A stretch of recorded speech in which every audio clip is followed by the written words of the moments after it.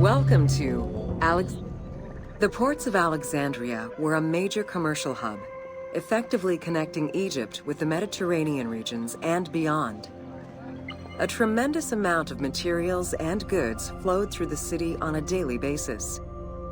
The large port market was called the Emporion. It was there that merchandise was traded by the ship owners, called nakliros.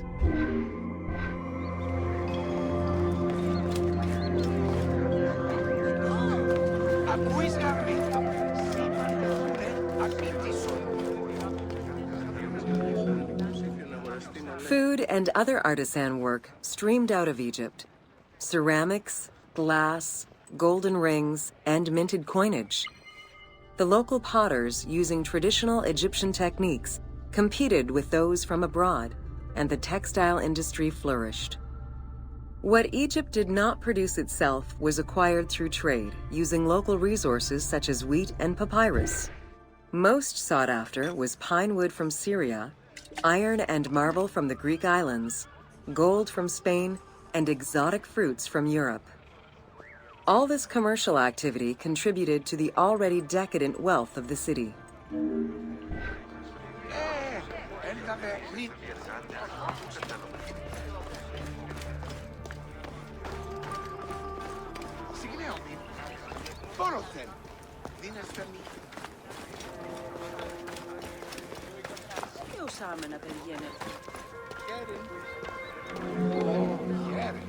The wood imported to Port Mareotis through Alexandria's seaward ports was used in the nearby shipyards, where most of Egypt's ships were built.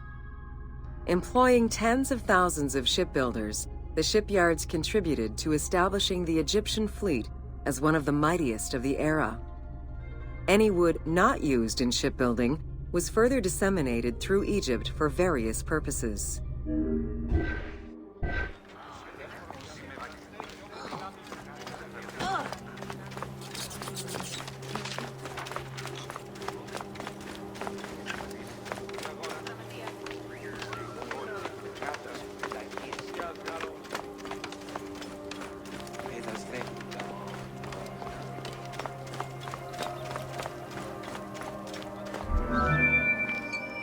The southern port of Lake Mareotis was the biggest in Alexandria.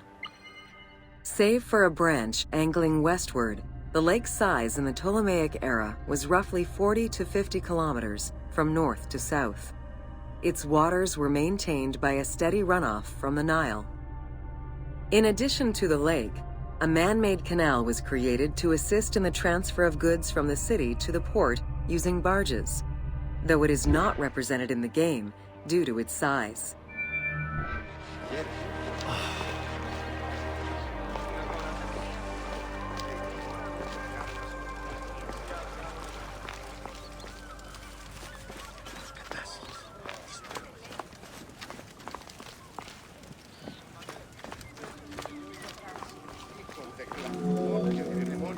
Banking was one of the most distinctive innovations brought by the Greeks to Egypt. The centerpiece of Alexandria's wealth was the royal systematization of taxes on almost everything. Basic items such as salt, oil, beer, wheat, and linen were heavily taxed. As a result, the royal treasury of Alexandria was able to ensure the economic stability of most of the administrative areas of Egypt.